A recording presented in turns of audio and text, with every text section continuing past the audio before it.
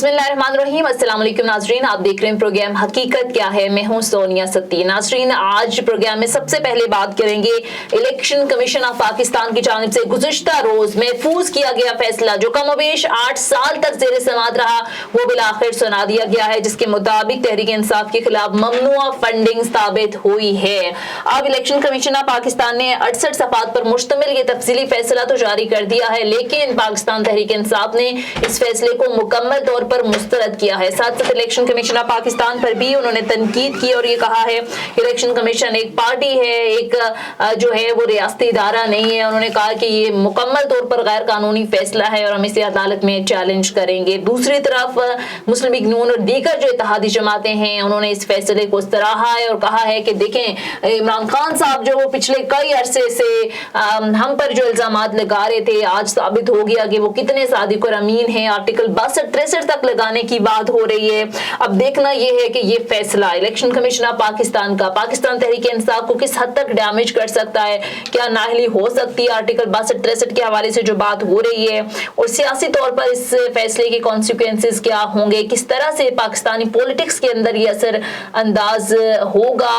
क्योंकि पाकिस्तान तहरीक इंसाफ का एक देरीना मुतालबा रहा है और अभी भी बार बार यही मुतालबा किया जा रहा है कि दीगर जो जमातें जिसमें पीपल्स पार्टी शामिल है, PMLN है, MQM है, दीगर जो जमातें शामिल हैं, उनका भी फैसला जल्द से जल्द इलेक्शन कमीशन ऑफ पाकिस्तान को सुना देना चाहिए। अब देखना यह है कि किस हद तक प्रेशराइज करने में कामयाब होगी, क्योंकि कल पाकिस्तान तहरीक इंसाफ ने इलेक्शन कमीशन ऑफ पाकिस्तान के बाहर एहतजाज की भी कॉल दे रखी है। मुसलसल इमरान खान साहब चीफ इलेक्शन कमिश्नर से मुस्ताफी होने का मुतालबा कर रहे हैं। इससे पहले भी हमने देखा, फैसला आने से एक दिन पहले भी इमरान खान साहब ने बात की और ये कहा कि इलेक्शन कमिश्नर जो हैं, चीफ इलेक्शन कमिश्नर, उन्हें मुस्ताफी हो जाना चाहिए और उनकी जानिब से ये कहा गया कि हमें इनके किसी फैसले पर एतमाद भी नहीं है। और अब देखना ये है कि ये जो एक कंट्रोवर्सी पैदा हो गई है चीफ इलेक्शन कमिश्नर को लेकर, उनके फैसलों को लेकर, इसका क्या असर होगा आने वाले वक्त में, और पाकिस्तान तहरीक इंसाफ के लिए क्या ये फैसला मुश्किलात पैदा कर सकता है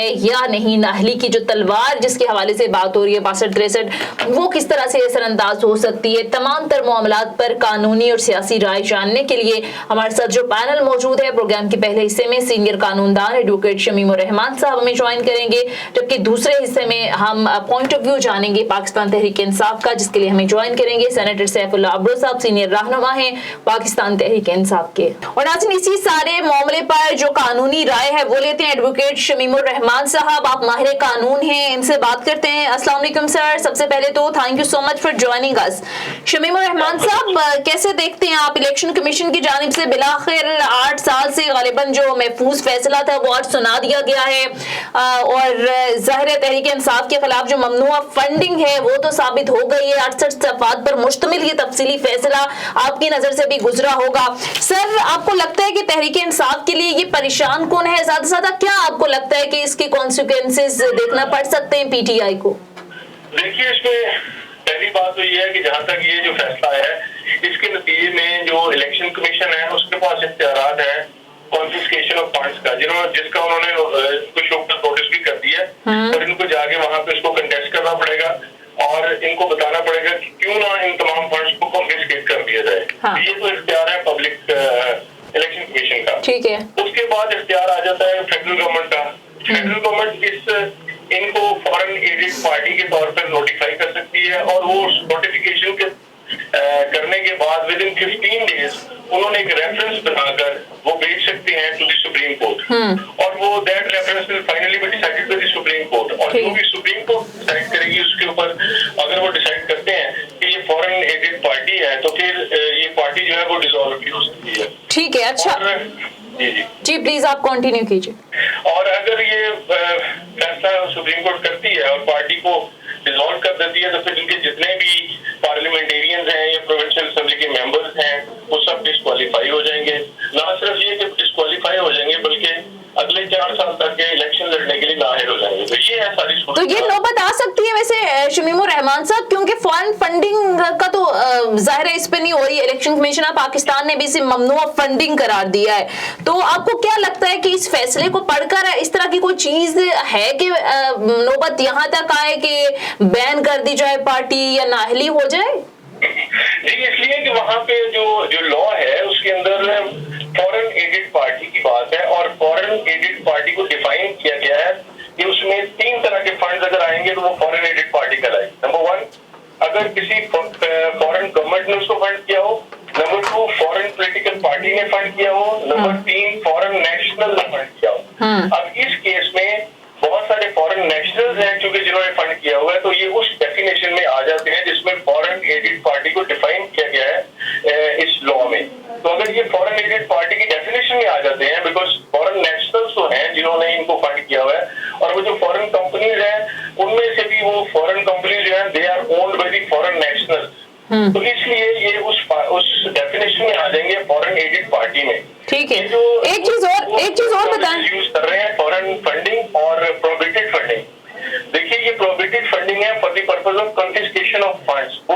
आपको बताया मैंने किया कि ये इलेक्शन कमीशन के इख्तियार है, जो सुप्रीम कोर्ट के इख्तियार है और फेडरल गवर्नमेंट के इख्तियार है, उसमें फॉरेन एडेड पार्टी अगर ये डिक्लेयर हो, और फॉरेन एडेड पार्टी मैंने जैसे किया वो डिफाइंड है, अगर उसके एम्बिट में आते हैं जो बज़ाहिर लग रहा है कि आते हैं, तो फिर उस पर ये सारी प्रोसीडिंग्स हो सकती है। ठीक है। अच्छा शमीमा रहमान साहब, ये बताएं कि एक और चीज जिस पर ज़ाहिर आज मैं सुन रही थी अयाज सादिक साहब को, वो कह रही थी 62-63 का इतलाक होना चाहिए, और वो बहुत ज्यादा बयान हल्फी की बात कर रहे हैं। लेकिन ज़ाहिर है अभी असद उमर साहब ने भी प्रेस कॉन्फ्रेंस की और ज़ाहिर है ये कहा उनकी जानिब से कि इमरान खान साहब का, इलेक्शन कमीशन ने तो कहा है कि जो बयान हल्फी जमा कराया है वो झूठा है, लेकिन ये कहा जा रहा है कि पार्टी चेयरमैन ने बयान हल्फी नहीं बल्कि एक सर्टिफिकेट देना होता है, तो वो सर्टिफिकेट दिया गया। तो एफिडेविट एक अलग चीज है, सर्टिफिकेट देना एक अलग चीज है, तो ये 62-63 का इतलाक तो नहीं हो सकता ना फिर इस पर। देखिए, इसके ऊपर सुप्रीम कोर्ट ने ऑलरेडी केसेस में इसको डिफाइन किया हुआ है। असल में वो जो सादिक और अमीन वाली एक टर्मिनोलॉजी है उसको डिफाइन करने की बात है। सुप्रीम कोर्ट ने अगर ये इस नतीजे पर पहुंचे कि ये जो डिक्लेरेशन है या एफिडेविट है व्हाटएवर, कि ये जो है ये नलीफाई करती है एविडेंस उसको, और उससे वो जो सादिक और अमीन का कॉन्सेप्ट है जिसके ऊपर ऑलरेडी प्राइम मिनिस्टर फारिग भी हो चुके हैं, कि अगर उसमें ये सुप्रीम कोर्ट इस नतीजे पे पहुंचती है कि ये जो डिक्लेरेशन है, ये स्टेटमेंट है, ये एफिडेविट है, ये it amounts to false statement, ये तो फिर वो जो कॉन्स्टिट्यूशन की शिक है वो मुतहर्रिक हो सकती है और इस बुनियाद पर प्रोसीडिंग हो सकती है। लेकिन ये पिछले जो फैसले हैं सुप्रीम कोर्ट के वो सामने आएंगे और उनकी रोशनी में करना पड़ेगा। ये स्टेटमेंट तो रिकॉर्ड पर मौजूद है, अब ये टेक्निकलिटी है, तो एफिडेविट है, ये डिक्लेरेशन है, किसी शख्स का जो फॉल्सहुड है या उसकी जो ट्रूथ है उसका तो जो भी शक्ल हो डिक्लेरेशन की, एफिडेविट की या स्टेटमेंट की, तो वो उससे भी साबित की जा सकती है। इसमें कोई हार्ड एंड फास्ट रूल नहीं है कि सिर्फ एफिडेविट ही होना चाहिए और वो गलत साबित, क्योंकि ये तो सादिक और अमीन का जो कॉन्सेप्ट है उसको देखना पड़ेगा और उसकी रोशनी में फैसला करना पड़ेगा। ठीक है, तो आप ये कह रहे हैं कि ये 62-63 की तलवार जो है वो लटक रही है, लेकिन सर इलेक्शन कमीशन 2013 का केस सुन रहा है, उस वक्त इलेक्शन कमीशन एक्ट 2017 नहीं था, ये पाकिस्तान तहरीक इंसाफ का मौकिफ है, और ये पीपीओ 2002 के तहत सुन रहे, लिहाजा पीपीओ के तहत फॉर्म जो ये अभी मिस डिक्लेरेशन की या ओवरऑल सूरत हाल की बात हो रही है, तो वो कह रहे हैं कि ये इन पर लागू नहीं हो सकता। जी, तो वो बात ये है कि रिट्रोस्पेक्टिविटी की बात है। आमतौर पर प्रिंसिपल तो यही है कि जो लॉज है अगर उसमें स्पेसिफिकली प्रोवाइडेड ना हो, जो प्रोसीजरल लॉ है तो वो रिट्रोस्पेक्टिव होते हैं, जो सब्सटेंटिव लॉ है प्रोस्पेक्टिव होते हैं। इसके बाद इसका फैसला बिल्कुल ये बहस होगी सुप्रीम कोर्ट के अंदर कि इसकी रिट्रोस्पेक्टिविटी है या नहीं, और ये प्रोस्पेक्टिव है या रिट्रोस्पेक्टिव है, ये बिल्कुल दुरुस्त बात है।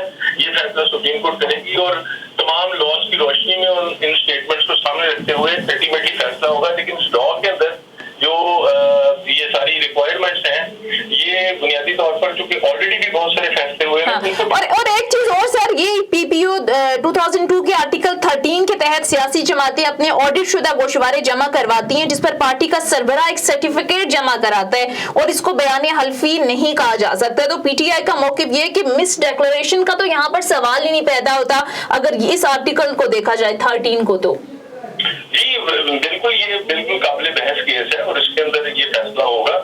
लेकिन मैंने जैसे किया कि ये जो डिक्लेरेशन और मिस डिक्लेरेशन और जिस तरह के सादिक और अमीन का कॉन्सेप्ट, इन तमाम को जो है जब डिफाइन करेंगे और ये आप फैसला अगर सुप्रीम कोर्ट करती है कि जो आपकी डिक्लेरेशन है वो अगर एफिडेविट की शक्ल में होगी, तो मेरा नहीं ख्याल कि जरूरी है कि वो एफिडेविट की शक्ल में हो। अगर डिक्लेरेशन किसी भी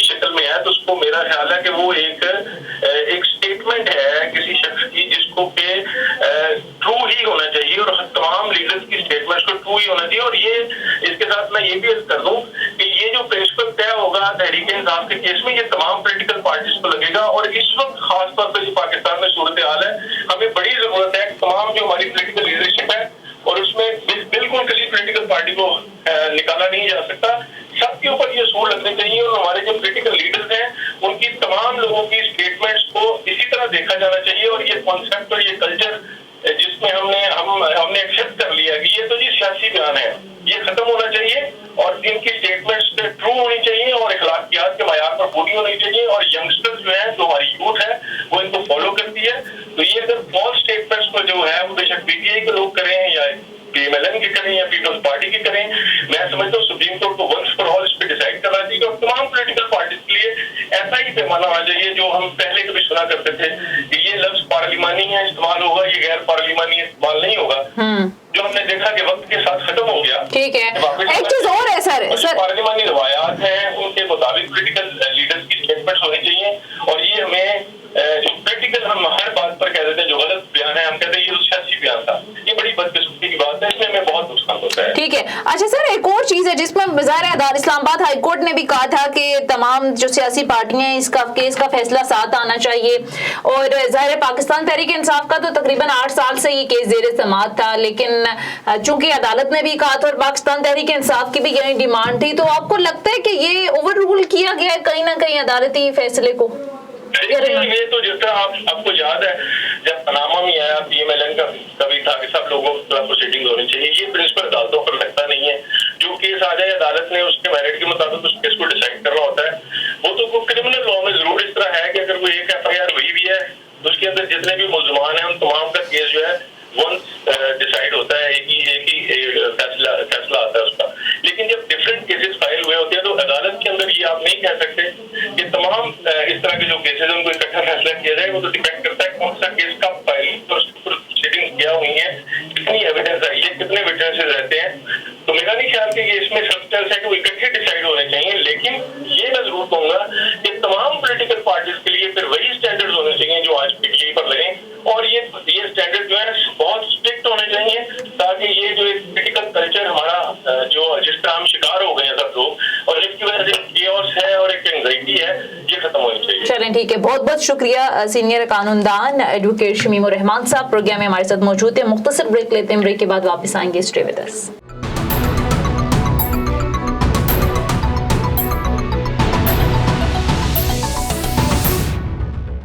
और नाज़रीन, इसी सारी सूरत हाल पर बात करने के लिए पाकिस्तान तहरीक इंसाफ के सीनियर रहनुमा सैफुल्लाह अब्रो साहब ने हमें ज्वाइन किया है। Thank you so much Saifullah Abro साहब आपके वक्त का। सर, ये तो इलेक्शन कमीशन ऑफ पाकिस्तान ने पूरी एक चार्जशीट दे दी है आपके खिलाफ और ममनुआ फंडिंग उन्होंने कहा है कि साबित हुई है। अब व्हाट नेक्स्ट, तहरीक इंसाफ का अगला फिर लाएअमल क्या होगा? फंडिंग किसको कहते हैं?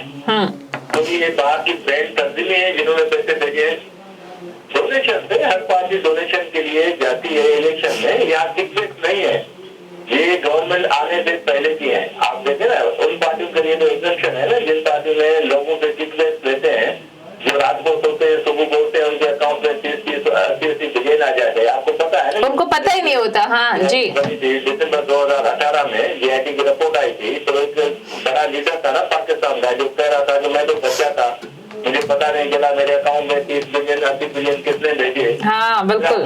फिर आपने देखा कि जो पंजाब का सीएम बना था, जो 3-4 मतलब जिसने वोट लिया, 2-3 महीने में 2 मरतबा उसने वोट लिया, आपने उसकी हालत देखी थी ना। तो उसमें वो कह रहा था कि मुझे पता नहीं मेरे अकाउंट में कितने बिलियन भेजे। भाई आप किस पैसे लेते हैं आपके अकाउंट में, आपसे कुछ पूछने वाला नहीं है। ये तो भाई डोनेशन है, पार्टी चलती है डोनेशन से, हर कोई कहता है। कौन सी बात की कोई बैन तंजीम है इंटरनेशनल लेवल पे जिससे पैसे आए और वो मिसयूज हुए, तो उस पर तो कहा जा सकता है कि भाई आपने उन तंजीम को कैसे डोनेशन लिया।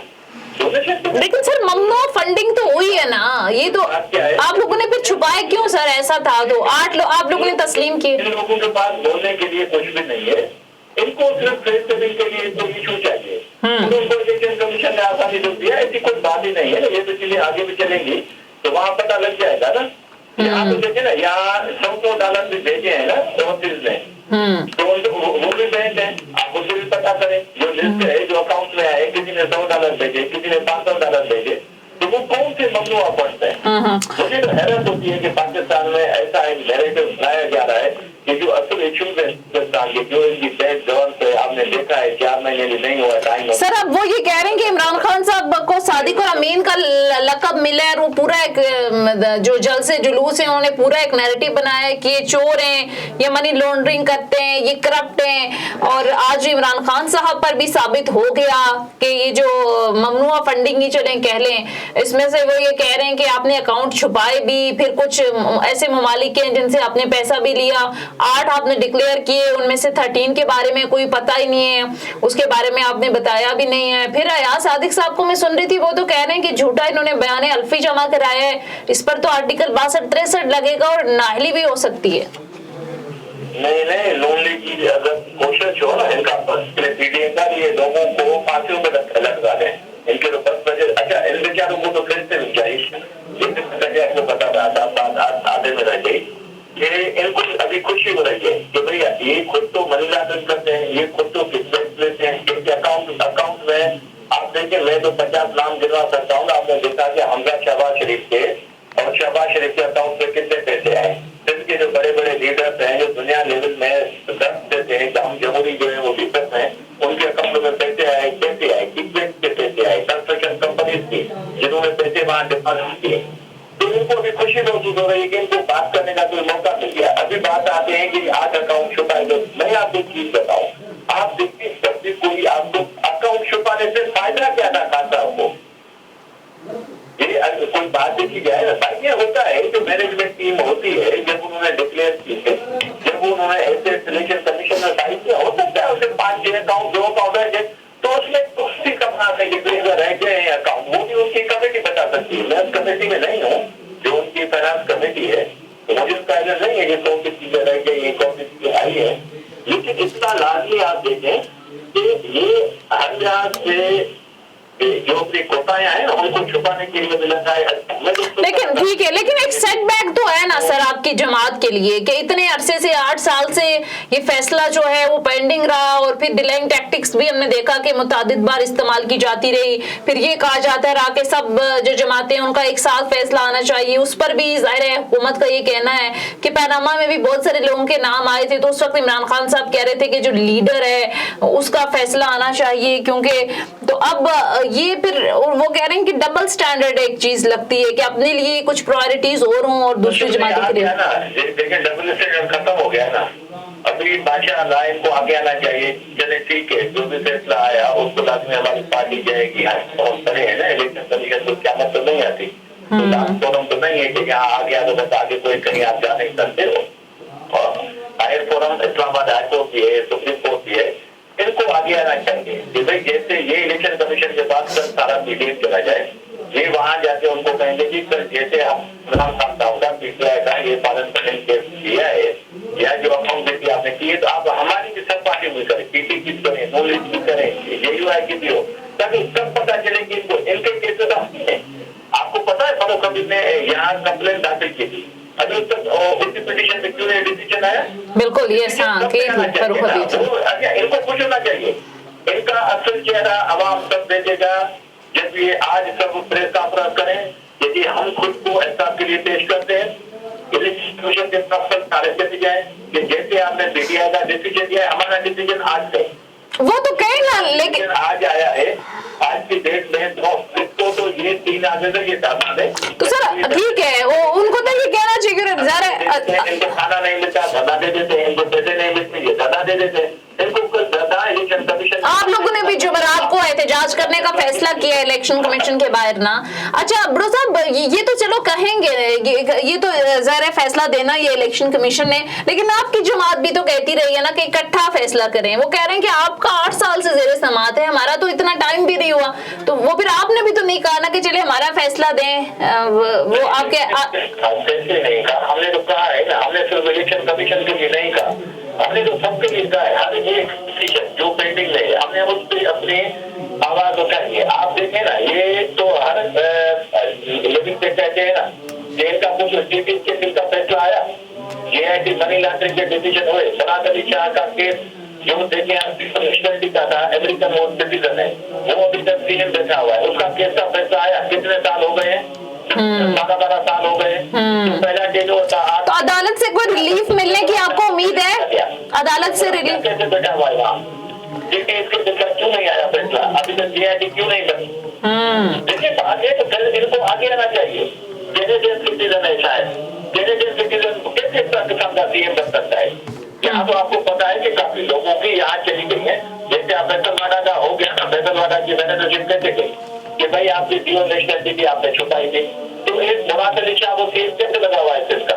ड्यूअल नेशनल है वो, कैसे वो बैठा हुआ है? हम तो देखिए दुनिया देखिए, हम तो हर फोरम पे ये शिकायत करते हैं, अपनी जो भी आवाज उठाते हैं। अभी ठीक है, अभी इनका क्या ख्याल है कि अगर हमारे केस को 8 साल लग गए तो इनके केस को 8 साल लगने चाहिए? भाई आप तो ज्यादा लीडर है ना, दुनिया को आप सबक देते हैं ना, दुनिया को आप मैसेज देते हैं कि आपसे ज्यादा कोई भी जमहूरी लीडर नहीं है। आप कल चले जाए इलेक्शन कमीशन की जो हिफाजत है, जो उसकी जो न्यूट्रल लेवल है, उसको शो करना चाहिए लोगों को, उनको वहां जाए, उनको कहेंगे कि आप आ जाए, जैसे आपने चलिए हमारा राज देंगे, यहाँ से सब तो मानते हैं चला। अच्छा ये कल चले जाए पंजाब हाईकोर्ट में कि हमजा साहब के अकाउंट में पैसे आए, हमजा साहब कहे कि बिल्कुल मेरे अकाउंट में पैसे आए, ये मखसूस चपरासी ने भेजे, ये किसी और ने भेजे, ये बिलियन हमारे हैं, तो उनको एक्सेप्ट करना चाहिए। कहाँ एक बंदा मारा जाता है, मखसूस चपरासी आपने देखा कत्ल किया गया, एक ऑफिसर जो है वो कत्ल हो गए, और लोग जो है उनको किसी को हार्ट अटैक हुआ, किसी को दवाई दी गई। ये कोई बात होती है? जो आपके गवाह है गवाहों को खत्म कर दे। खान साहब ने ऐसी तो कोई बात नहीं कि भाई कौन से पैसे आए। तो अगली फिर स्ट्रैटेजी सर आपकी क्या है? अब तो आप लोगों ने तो मुस्तरद कर दिया है ना इलेक्शन कमीशन का फैसला, और ये कहा कि बिल्कुल है ना भाई, ये तो इलेक्शन, ये तो पार्टी को डोनेशन मिलते हैं, हमने कहा पंडित जी, हमने कौन सी गवर्नमेंट तो छुपाए क्यों फिर सर? ये 13 अकाउंट्स का तो जिक्र ही नहीं है ना। 2018 में है, 18 से 3 साल 8 महीने हमारी गवर्नमेंट चली, हमने कौन से पैसे हैं वो स्टेटमेंट में बात होगा। ये तो खान साहब को सब लोगों को साथ देना चाहिए, उन्होंने सारी चीजें खुद इलेक्शन कमीशन को प्रोवाइड की है कि ये हमारे अकाउंट है। देखिए अकाउंट बेहतर होते हैं, आप कंपनी से बेहतर पूछ सकते हैं। काफी जब आदमी कितने केसेस हमारे इलेक्शन कमीशन में गए हैं, जो इलेक्शन जीत के आते हैं, हो गए आपने ये 2 अकाउंट आपके रह गए, अकाउंट मिस भी हो जाते हैं। उसका मतलब ये थोड़ी होता है कि आदमी उसको छुपा रहा है, ये तो शो करे ना, ये इनके पास पैसे कहाँ से आते हैं, सीपी के पास पैसे कहाँ से आते हैं, नून लीग के पास पैसे कहाँ से आते हैं, केजरीवाल के पास से। ठीक है, अब आपका ये मुतालबा है कि सारे आप डोनेशन देती है, कभी आ जाए ना मोदी फजल रहमान साहब, देखिए वो प्रेस कॉन्फ्रेंस करते, लोग तो मेरे ख्याल में उसका चेहरा देखना तो पसंद नहीं करते जब वो टीवी पे आता है। आप देखिए उनकी हालत है, वो आप अपने पैसे दिखाएं, आपको कहाँ से डोनेशन मिले? इनको एक आगे मिलिए, हमें खुशी होगी कि करिए अपने एसेट डिक्लेयर करें। ठीक है, सेनेटर सैफुल्लाह अब्रो साहब आप ये कह रहे हैं कि ज़ाहिर है अब इलेक्शन कमीशन ऑफ पाकिस्तान की जानिब से पीटीआई के हवाले तो फैसला सुना दिया गया है, लेकिन वही आपका देरीना मुतालबा कि दीगर जो जमातें हैं उनका भी फैसला अब जल्द से जल्द आ लेना चाहिए ताकि हकायक जो है वो कौम के सामने आ सकें। बहरहाल बहुत बहुत शुक्रिया, सैफुल्लाह अब्रो साहब प्रोग्राम में हमारे साथ मौजूद थे और आपने उनकी गुफ्तगू सुनी। नाजरीन, इलेक्शन कमीशन ऑफ पाकिस्तान की जानिब से ये तहलका खेज फैसला गुज़िश्ता रोज सुना दिया गया है, जिसके बारे में तकरीबन ये 8 साल से जो केस था फॉरेन फंडिंग के हवाले से, ये अकबर अस बाबर जो पाकिस्तान तहरीक इंसाफ के बानी रुकन कहलाए जाते हैं, वो ये फैसला लेकर गए थे इलेक्शन कमीशन ऑफ पाकिस्तान में, और कमोबेश 8 साल गुजर गए और गुज़िश्ता कुछ हफ्ते पहले ये फैसला जो है वो इलेक्शन कमीशन ऑफ पाकिस्तान की जानिब से महफूज कर लिया गया था। बिलाखिर गुज़िश्ता रोज इस केस का फैसला जो है वो सुना दिया गया है। जैसे अभी डिस्कशन चल भी रही थी कि पाकिस्तान तहरीक इंसाफ ने तो इस फैसले को मुकम्मल तौर पर मुस्तरद कर दिया है, अदालत में चैलेंज करने का फैसला कर लिया है, लेकिन दूसरी तरफ जो मुस्लिम लीग नून है, ये इत्तेहादी जमातें हैं, उन्होंने एक रेफरेंस दायर करने का कह दिया है कि वो उस पर रेफरेंस लेकर जाएंगे, क्योंकि फैसला तो इलेक्शन कमीशन ने दे दिया है इस पर, लेकिन अब जो है वो कार्रवाई जो है वो वफाकी हुकूमत ने करनी है। अब देखना ये है कि इसके किस कदर जो पॉलिटिकल कॉस्ट है वो पाकिस्तान तहरीक इंसाफ को पे करना पड़ सकती है, कितना डैमेज कर सकता है पाकिस्तान तहरीक इंसाफ को, आने वाले कुछ दिनों में वाजे हो जाएगा। बहरहाल ये था हमारा आज का प्रोग्राम, फीडबैक जरूर दीजिएगा। अगले प्रोग्राम तक इजाजत दीजिए, खुदा हाफिज।